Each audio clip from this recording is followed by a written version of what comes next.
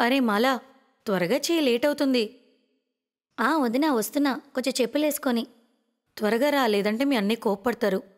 వచ్చేసా వదినా. వదినా, ఈరోజు సైకిల్ వెనుక నేను కూర్చుంటాను. అవునా బామ్మ, మరి నేనెక్కడ కూర్చుంటాను? నేను కూర్చున్నట్టు కూర్చోవచ్చు కదా ఈ ఒక్క రోజుకి. ఓ పెంకి పిల్ల, సైకిల్ మీద చిన్నపిల్లలు కూర్చుంటారు, పెద్దవాళ్ళు కాదు. ఈ కథ మాలా మరియు సరితది. మాలా కిషన్ అన్నా చెల్లెళ్ళు. కొంతకాలం క్రితం యాక్సిడెంట్లో వారి అమ్మా నాన్న చనిపోతారు. అప్పటినుంచి కిషన్ మాలా యొక్క బాధ్యతను తీసుకున్నాడు. తనకి అమ్మా నాన్న ప్రేమ దక్కాలని కిషన్ సరితను పెళ్లి చేసుకున్నాడు. సరిత కూడా మాలని కూతురనే అనుకుంటుంది. మాల అంటే వారికి పంచప్రాణాలు. ఆ రోజు ఊర్లో ఒక పెళ్లికి కిషన్ మాలా సరితను తీసుకువెళ్తాడు. అక్కడ వాళ్ళందరూ తింటున్నప్పుడు, వదినా, "ఉమ్, ఈ పెళ్లి కూతురు ఏం వేసుకుంది? ఇది లేంగా. నీ దగ్గర కూడా ఉంది కదా ఆ గ్రీన్ కలర్." లేదు, ఇది మాత్రం చాలా వేరుగా ఉంది. "ఉమ్, ఎందుకంటే ఇది పెళ్లికూతురు డ్రెస్ మరియు చాలా ఖరీదుంటుంది." అవునా? అయితే ఈ లెహంగా ఎంత ఖరీదై ఉండొచ్చు? అయినా నువ్వెందుకు ఇలా అడుగుతున్నావు? నా పెళ్ళైనప్పుడు ఇలాంటిది మీరు కొనిస్తారా? ఎందుకివ్వను? తప్పకుండా కొనిస్తాను. నా చిన్నారి పెళ్లి డ్రెస్లో ఎంత అందంగా ఉంటుంది. నువ్వెంత మంచిదని వదినా. ఉండండి, ఈ మాటకి నేను మీకోసం ఒక రసగుల్లా తీసుకొస్తాను. వెళ్ళు పెంకిదానా. మాలా మరియు సరిత వెళ్ళిన పెళ్లి ఊరి జమీందార్ కూతురిది. జమీందార్ దగ్గర డబ్బుకేమీ లోటు లేదు కాబట్టి అతను కూతురి కోసం చాలా డబ్బు ఖర్చు పెట్టి ఒక ఖరీదైన లెహంగా కుట్టించాడు. కానీ ఈ విషయం మాలాకి ఏం అర్థమవుతుంది. కానీ సరిత మనసులో ఈ విషయం నాటుకుపోయింది. సైకిల్ మీద ఇంటికి వస్తున్నప్పుడు మాలా తన అన్నయ్యతో మాటల్లో మునిగిపోయింది. మరి సైకిల్ వెనుక కూర్చున్న సరిత మాత్రం లెక్కలు వేసుకుంటుంది. తనకి నెల నెల ఎంత దాస్తే మాలా ఎదిగినప్పటికీ తన పెళ్లికి ఒక మంచి లెహంగా కొనవచ్చని. కొంతకాలం గడిచింది. ఒకరోజు, డాక్టర్ గారు, అతను బాగానే ఉన్నారు కదా? ఇతనికి పాము కుట్టింది. చాలా విషయం వెళ్ళిపోయింది. ఇతనికి ఇవ్వాల్సిన ఇంజెక్షన్స్ అన్నీ కూడా సిటీ నుంచి తెప్పించాల్సి వస్తుంది. మీరు ఒక పని చేయండి. 15,000 రూపాయలు ఎంత త్వరగా వీలైతే అంత త్వరగా కౌంటర్లో కట్టేయండి. కిషన్ పొలంలో పనిచేస్తున్నప్పుడు ఒక విషపాము అతన్ని కరిచేసింది. అతన్ని హాస్పిటల్కైతే తీసుకొచ్చారు గాని డాక్టర్ చెప్పిన మాటలన్నీ విని కవితకి ఏం చేయాలో అర్థం కాలేదు. సరిత దగ్గర డబ్బులైతే ఉన్నాయి గాని అవి మాలా లెహంగా కోసమని కూడబెట్టింది. కానీ ఇప్పుడు కిషన్ ట్రీట్మెంట్ చాలా అవసరం. సరిత హాస్పిటల్లో డబ్బంతా కట్టేసింది. అయితే కిషన్ ప్రాణానికి ప్రమాదం తప్పింది కానీ మునుపటి కన్నే చాలా నీరసంగా అయిపోయాడు. డాక్టర్లు అన్నారు, చూడండి, ఇతని ప్రాణానికైతే ముప్పు తప్పింది, కానీ ఒక 3-4 నెలలు ఇతను ఎలాంటి బరువులు ఎత్తకుండా చూసుకోవాలి. ఇతను తట్టుకోలేరు. ఇతనికి మంచిగా ఆహారం, పళ్ళు అన్నీ పెట్టండి. అలాగే డాక్టర్ గారు. ఆ రోజు నుంచి సరిత భుజాల మీదే అంత బాధ్యత పడింది. మాలా ఎదగడం మంచిదయింది. మాలా ఇంటి పనులు చూసుకుంటే సరిత ఫ్యాక్టరీకి వెళ్ళి ఫ్యాక్టరీలో పనిచేసేది. ఒకరోజు ఫ్యాక్టరీ నుండి సరిత తిరిగి వస్తున్నప్పుడు ఒక మంచి టైలర్ షాపు కనిపించింది. అక్కడ చాలా అందమైన లెహంగాలు బయటపెట్టి ఉన్నాయి. సరితకి తెలుసు అవి చాలా ఖరీదుంటాయి మరియు ఆవిడ కొనలేదని. కానీ అప్పుడే తనకొక ఐడియా వచ్చింది. నమస్తే అయ్యా. నమస్తే. నమస్తే, చెప్పండి, ఏం కావాలి? లేదయ్యా, నేనేం కొనడానికి రాలేదు, పని కోసం అడగడానికి వచ్చాను.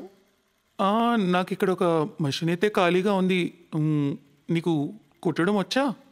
కుట్టడం అయితే రాదయ్యా, కానీ దేవుడి సాక్షిగా చాలా కష్టపడి నేర్చుకుంటాను. చాలా త్వరగా నేర్చుకుంటాను. కావాలంటే మీరు నాకేమీ డబ్బులు ఇవ్వద్దు. ఒక మంచి లెహంగా ఎలా కుట్టాలో నేర్పించండి చాలు. సరిత కళ్ళల్లో నిజాయితీ చూసి సేట్ ఆమెకి పనిచ్చాడు. మరుసటి రోజు సరిత అక్కడున్న ఉత్తమమైన టైలర్ దగ్గర పని నేర్చుకుంటుంది. ఆమె టైలరింగ్ నేర్చుకోవడంతో పాటు షాపును కూడా శుభ్రంగా తుడిచిపెట్టేది.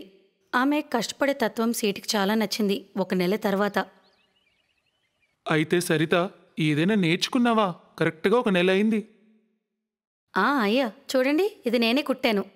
సరిత చేతిలో మంచి లెహంగా ఉంది. అది చూసిన సేట్ చాలా ఆనందించాడు. అటు చూస్తూ ఇలా అన్నారు, సరిత, ఇది అద్భుతంగా ఉంది. ఇందులో చిప్ వర్క్ కొంచెం తక్కువ చేయవలసింది.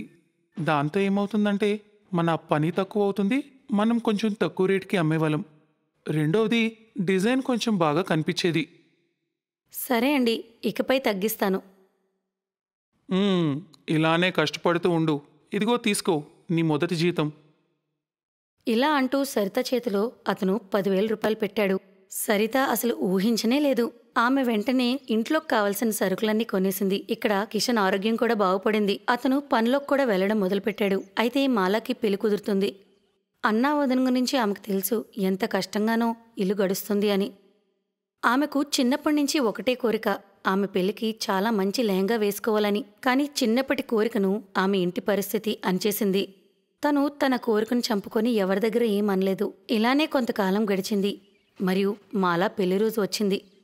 మాలా, మాలా, త్వరగా తలుపు తీయు. వదినా, వదినా చూడు, ఈ చీర నాకు సూట్ అయిందా? నేను ఇందులో అందంగా ఉన్నానా? అరే పిచ్చిదానా, నువ్వు మీ వదిన దగ్గర దాచేంత పెద్దదానివైతే అవలేదు. అయ్యా లోపలికి రండి, ఇదే నా చిన్న తల్లి. పెళ్లి శుభాకాంక్షలు తల్లి. ధన్యవాదాలయ్యా. ఇదిగో, ఇది మీ వదిన తరఫు నుంచి నీకొక మంచి కానుక. మాలా ఆ బ్యాగ్ ఓపెన్ చేసి చూసేసరికి అందులో ఒక అందమైన లెహంగా ఉంది. మాలా ఇంకేం అనలేకపోయింది. ఆమె సరిత వైపు చూస్తూ ఏడవడం మొదలుపెట్టింది. నీకు తెలుసా తల్లి, నువ్వు పెళ్లిలో మంచి లెహంగా వేసుకోవాలని మీ వదిన నా షాప్లో పనిచేయడం మొదలుపెట్టింది. రేయి పగులు కష్టపడి ఎలా కుట్టాలో అంతా నేర్చుకుంది. తను సొంత చేతులతో ఈ లెహంగాని కుట్టింది. కానీ అయ్యా, మీరు లేకపోతే ఇది నేను చేసేదాన్నే కాదు. అరే, నేను ఒకటి బట్ట ఇచ్చాను, నువ్వు నీ సర్వస్వం ఇందులో పెట్టేశావు. ఈ లెహంగా నిజంగా ప్రత్యేకమైనది. నాకు తెలిసి ఈ ఊర్లో ఇంత ఖరీదైన లెహంగా ఎవరూ వేయలేదనే నేను అనుకుంటున్నాను. ఎవరు వేసుకొని ఉండరు సేట్జీ. ఎందుకంటే ఏ పెళ్లి కూతురు దగ్గర కూడా ఇంతగా ప్రేమించే, అమ్మలా ప్రేమించే వదినైతే ఉండదు కదా. వదినా,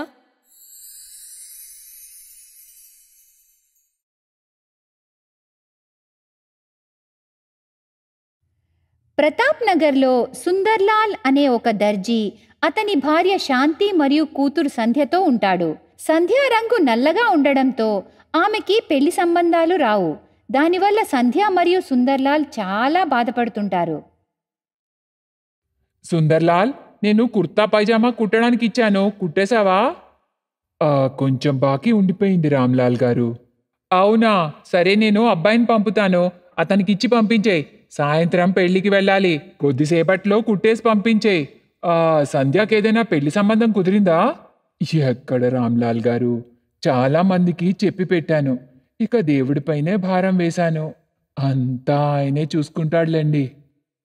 అది సరే గాని నీ కూతురు రంగు నల్లగా ఉంటది కదా. నల్ల రంగు అమ్మాయిల్ని అబ్బాయిలు అంత సులువుగా ఒప్పుకోరు. అందుకే నువ్వు నాకు కూడా చెప్పావు, కానీ నేనెవ్వరికీ చెప్పలేదు. సరేలే, వెళ్తాను, బట్టలు పంపించేయి. రామ్లాల్ మాటలను సంధ్య వినడం చూస్తాడు సుందర్లాల్. అందుకే మాట మారుస్తూ, సంధ్య, నువ్వు రామ్లాల్ మాటలు పట్టించుకోకు, అతను కొంచెం... నాన్నా, నాకు తెలుసు నా వల్ల మీరు ఎన్ని మాటలు పడుతున్నారో. ఇవన్నీ నాకు నచ్చట్లేదు నాన్నా. లేదమ్మా, అలా ఎప్పుడూ అనుకోకు. నువ్వు మాకు మా ప్రాణం కంటే ఎక్కువమ్మా. నాకు కూడా మీరిద్దరంటే చాలా ఇష్టం నాన్న. సరే, ఇటివ్వండి, కొన్ని బట్టలు కుడతాను. ఆ సమయంలో సంధ్య బాధగా ఉన్న ముఖం చూసి సుందర్లాల్ సైలెంట్గా ఉండిపోతాడు. సంధ్య కూడా సుందర్లాల్ లాగా చాలా బాగా బట్టలు కుడుతుంది. ఒకరోజు ఆ రాజ్యం రాజకుమారుడి పుట్టినరోజుకి మొత్తం నగరవాసుల్ని ఆహ్వానించారు. వినండి, వినండి, అందరూ శ్రద్ధగా వినండి. రాజకుమారుడు వీర్ సింగ్ పుట్టినరోజు సందర్భంగా నగరం మొత్తాన్ని విందుకి ఆహ్వానిస్తున్నారు. రాజా భాను ప్రతాప్ సింగ్ మరియు రాణి సునందాల కొడుకు వీర్ సింగ్ 25వ పుట్టినరోజుని ఘనంగా జరుపుతున్నారు. హో! అందరూ తప్పకుండా రావాల్సిందిగా రాజావారి ఆజ్ఞ. అరే వా, రాజ్కుమార్ వీర్ సింగ్ పుట్టినరోజు విందట. ఖచ్చితంగా చూడాల్సిందే. నేనైతే చాలా అందంగా రెడీ అయి వెళ్తాను. నేను కూడానే. కానీ మనం రాజకుమారుడికి ఏం బహుమతి ఇస్తే బాగుంటుంది? మనం ఎందుకు ఇస్తాం? మన అమ్మా నాన్నలు కూడా వెళ్తారుగా, వాళ్ళిస్తారులే. మనం ఇవ్వాల్సిన అవసరం లేదు. నగరవాసులందరూ విందుకు వెళ్లేందుకు సిద్ధమవుతున్నారు. వినండి, నేనేమనుకుంటున్నానంటే, నేనైతే పుట్టినరోజు విందుకి వెళ్ళలేను. మీకు కూడా ఒంట్లో బాగోలేదు కదా. కానీ ఇంటి నుండి ఎవరో ఒకరు వెళ్ళకపోతే బాగోదు. అందుకే సంధ్యని తన స్నేహితులతో కలిసి వెళ్ళమందాం. సరే, అది మంచి ఆలోచనే. సంధ్య, నువ్వు రాజకుమారుడి పుట్టినరోజు విందుకు వెళ్ళిరా, సరేనా? సరే నాన్నగారు, నేను నా స్నేహితులతో వెళ్తాను. సంధ్య రాజకుమారుడి పుట్టినరోజు విందుకు వెళ్లేందుకు తయారయ్యింది. కానీ ఏం బహుమతి ఇవ్వాలా అని ఆలోచిస్తూ ఉంది. అప్పుడే తనకి ఒక ఐడియా వస్తుంది. రాజకుమారుడికి అందమైన దుస్తులు కుట్టి తీసుకువెళ్తాను. ఆయనకి నచ్చుతుందో లేదో. సంధ్య రాజకుమారుడి కోసం చాలా అందమైన దుస్తులు కుడుతుంది. ఇక అందరితో పాటు రాజ్మహల్కి చేరుకుంటుంది. చాలా మంది విందుకి రావడంతో వాళ్ళందరి మధ్య సంధ్య చాలా భయపడుతూ ఉంటుంది. రాజకుమారుడికి ఎన్నో బహుమతులు వస్తున్నాయి. ఇన్ని బహుమతుల మధ్య నేను కుట్టిన మామూలు దుస్తులు నచ్చుతాయో లేదో. దీన్ని నా చేతులతో ఇచ్చే ధైర్యం లేదు. అందుకే అతని గదిలో పెట్టేస్తాను. సంధ్య ఆ దుస్తులను రాజకుమారుడి గదిలో పెట్టేసి ఇంటికి వెళ్ళిపోతుంది. అమ్మా సంధ్య, నువ్వు రాజకుమారుణ్ణి కలవకుండానే వచ్చేసావేంటి? నీ బహుమతి ఆయనకి ఎలా తెలుస్తుంది? ఏం పర్లేదు నాన్న. ఆయన అన్ని బహుమతుల మధ్యలో నా బహుమతిని ఎప్పుడో మర్చిపోయి ఉంటారు. సంధ్య అనుకున్నట్టు ఏమీ జరగలేదు. రాజకుమారుడు తన గదిలోకి రాగానే అక్కడున్న దుస్తుల బహుమతిని చూస్తాడు. ఈ బహుమతి నాకెవరిచ్చారు? ఇదైతే చాలా అందంగా ఉంది, అద్భుతంగా ఉంది. నాకు గుర్తున్నంత వరకు బహుమతులిచ్చిన వాళ్ళందరి ముఖాలు నేను చూశాను. కానీ ఈ బహుమతినైతే నా చేతికి ఎవ్వరూ ఇవ్వలేదే. ఇది ఇచ్చింది ఎవరనేది ఎలా తెలుసుకునేది? రాజకుమారుడు అతని తల్లిదండ్రులను, సేనాపతులను, దాసులను అందర్నీ అడుగుతాడు. కానీ ఎవ్వరికీ దాని గురించి తెలీదు. రాజకుమారుడు ఆశ్చర్యపోతాడు. ఎవరైనా ఇంత అందమైన బహుమతిని చేతికివ్వకుండా దాక్కుని గదిలో పెట్టడం ఏంటి అని అనుకుంటాడు. రాజకుమారుడు తిరిగి అతని గదికి వెళ్తుండగా అతని చూపు ఆయన గది ద్వారంపై ఉన్న ఒక బట్టపై పడుతుంది. రాజకుమారుడు ఆ బట్ట గురించి మెహల్లోని అందర్నీ అడుగుతాడు. కానీ ఏ దాసి దగ్గర అలాంటి బట్టలు లేవు. రాజకుమారుడికి అర్థమవుతుంది అది ఖచ్చితంగా అతని గదిలోకి వచ్చి బహుమతిని పెట్టిన అమ్మాయిదే అయి ఉంటుంది అని. రాజకుమారుడు అది ఎవరో కనుక్కునేందుకు రాజ్యం మొత్తానికి సైనికులను పంపుతాడు. ఆ దుస్తులు ఎవరివి కావని చెప్తుంటారు. అరే, మేమైతే చాలా విలువైన బహుమతిని ఇచ్చాము. రాజకుమారుడి పుట్టినరోజు సందర్భంగా మేము వెండి కప్పుని ఇచ్చాము. ఈ దుస్తులెవరివో మాకు అస్సలు తెలీదు. ఆ సమయంలో సుందర్లాల్ అతని భార్య, కూతురుతో పని మీద బయటికి వెళ్తారు. అందుకే వాళ్లను అడగలేకపోతారు. కానీ సైనికులు రాజకుమారుడికి ఆ విషయం చెప్పరు. రాజకుమారుడు చాలా చింతించాడు. ఇక అతను ఆ బట్ట ఎవరిదో తెలుసుకునేందుకు ఒక్క దారే మిగిలి ఉంది. అమ్మా, నాన్నగారు, ఇక నా వద్ద ఒక్కదారే మిగిలింది. నా స్వయంవరాన్ని పెట్టాలనుకుంటున్నాను. దానివల్ల అందరు అమ్మాయిలు వస్తారు. మరియు నా పుట్టినరోజు నాడు ధరించిన దుస్తుల్లోనే రమ్మని షరతు పెడదాం. దాంతో ఆ బట్ట ఎవరిదో తెలిసిపోతుంది. ఆ అమ్మాయినే నేను పెళ్లి చేసుకుంటాను. దీంతో నా ప్రశ్నకి సమాధానం కూడా దొరుకుతుంది. సరే నాయనా, ఇప్పుడు నువ్వు యోగ్యుడివయ్యావు. నువ్వు నీ జీవిత భాగస్వామిని ఎంచుకోగలవు. నీ ఇష్టం బాబు. ఇక నీ స్వయంవరం వార్తను నగరంలోని ప్రకటిస్తాను. రాజకుమారుడు ఆ బట్ట గురించి ఎవ్వరికీ ఏమీ చెప్పడు.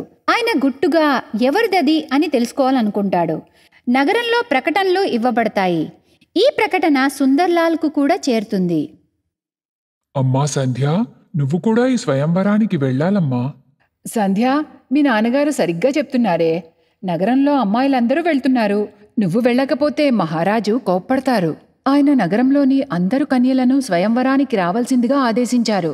కానీ నేను వెళ్ళి ఉపయోగం లేదమ్మా. ఎందుకంటే నేను చూడ్డానికి అస్సలు బాగోను. రాజకుమారుడైతే నా వైపు కూడా చూడరు. నేను అక్కడికి వెళ్ళి ఏం చేస్తానమ్మా? అమ్మా, ఇది అదృష్టానికి సంబంధించిన విషయం. నీకు అదృష్టం రాసిపెట్టి ఉంటే దానిని ఎవ్వరూ ఆపలేరు. లేకపోతే నీ కర్తవ్యంగా వెళ్ళి వచ్చేసే చాలు. నగరంలోని అందరు అమ్మాయిలు రాజకుమారుడి పుట్టినరోజు నాడు వేసుకుని వెళ్లిన దుస్తులనే వేసుకుని మహల్ చేరుకుంటారు. రాజకుమారుడు కళ్ళు మాత్రం ఆ ఒక్క అమ్మాయిని వెతుకుతున్నాయి. ఆ బట్ట ఇంకా ఆయన చేతుల్లోనే ఉంది. రాజకుమారుడు సంధ్య బహుమతిగా ఇచ్చిన దుస్తుల్నే వేసుకుంటాడు. ఇది ఎవరిది? ఇక్కడైతే ఇలాంటిది ఎవ్వరూ వేసుకోలేదు. ఈ బట్ట ఎవరిదై ఉంటుందబ్బా? అలా రాజకుమారుడు ఆలోచిస్తూ ఉండగా అప్పుడే సంధ్య మహల్లోకి ప్రవేశిస్తుంది. సంధ్య రాజకుమారుణ్ణి తను ఇచ్చిన దుస్తుల్లో చూసి ఆశ్చర్యపోతుంది. రాజకుమారుడు నేనిచ్చిన దుస్తులు వేసుకున్నారే అంటే ఆయనకి నచ్చాయన్నమాట.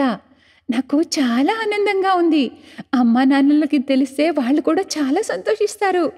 సంధ్య ఇదంతా చూస్తూ ఆనందంగా నవ్వుతూ ఉండగా రాజకుమారుడి దృష్టి సంధ్య దుస్తులపై పడుతుంది. తనే నేను వెతుకుతున్న అమ్మాయి. నేను ఈ స్వయంవరం ఎందుకు పెట్టానో మీరు తెలుసుకోవాలనుకుంటున్నారా? నేను నా జీవిత భాగస్వామిని ఎంచుకునేందుకు నేను ఏ అమ్మాయి కోసమైతే వెతుకుతున్నానో తను ఇవాళ నా ఎదురుగా నిలబడి ఉంది. తన పేరు నాకు తెలీదు, కానీ ఇవాళ నేను వేసుకున్న దుస్తులు తనే నాకు బహుమతిగా ఇచ్చింది. నా జీవిత భాగస్వామిగా ఉండడం తనకిష్టమేనా? అందరూ ఒకరి ముఖం ఒకరు చూసుకుంటూ ఉంటారు. వాళ్లలో ఎవ్వరూ ఆ దుస్తులను రాజకుమారుడికి ఇవ్వలేదు. సంధ్యకి నిజం తెలిసి ఆశ్చర్యపోతుంది. రాజకుమారుడు తన దగ్గరికి వచ్చి తన చేతుల్ని పట్టుకుంటాడు. రాజకుమారా, మీకు నేను సరికాను. మీకు నాకంటే అందమైన అమ్మాయిలు దొరుకుతారు. సంధ్య, ప్రేమ హృదయం లోపల నుండి కలుగుతుంది. నేను ఈ దుస్తుల్ని చూడగానే మనసు ఇచ్చేశాను. అది నీ బట్ట నా గది తలుపుకు చిక్కుకుపోయింది. దానివల్లనే ఇవాళ నువ్వు ఎవరో కనిపెట్టగలిగాను, లేకపోతే ఎప్పటికీ కనిపెట్టలేను. అయినా నా కళ్ళతో చూడు, నువ్వు అందరికన్నా ఎంత అందంగా ఉన్నావో. అప్పుడే సంధ్య తన దుస్తులను చూసుకుంటుంది. ఇక అందరూ అమ్మాయిలు ఆశ్చర్యపోతారు. రాజకుమారుడి మాటలు విన్న సంధ్య చాలా సిగ్గుపడుతుంది. ఆ తర్వాత సంధ్య తల్లిదండ్రులను దర్బారికి పిలుస్తారు. ఒక మంచి ముహూర్తాన సంధ్యకి మరియు రాజకుమారుడు వీరప్రతాప్కు వివాహం జరుగుతుంది. సంధ్య జీవితంలో ప్రపంచంలో ఉన్న సంతోషం మొత్తం ఉంటుంది. Best buddies. హలో ఫ్రెండ్స్, ఈ వీడియో చూసినందుకు మీకు ధన్యవాదాలు. ఒకవేళ మీకు ఈ వీడియో నచ్చినట్లయితే దయచేసి లైక్ చేసి సబ్స్క్రైబ్ చేయండి మరియు ఈ వీడియోపై కామెంట్ చేయండి. ఇంకో విషయం, షేర్ చేయడం మర్చిపోకండి. ఇలాంటి మరిన్ని వీడియోలు మీరు చూడాలనుకుంటే కిందనే ఉన్న బెల్ బటన్ని నొక్కండి. చూస్తూనే ఉండండి బెస్ట్ బడీస్.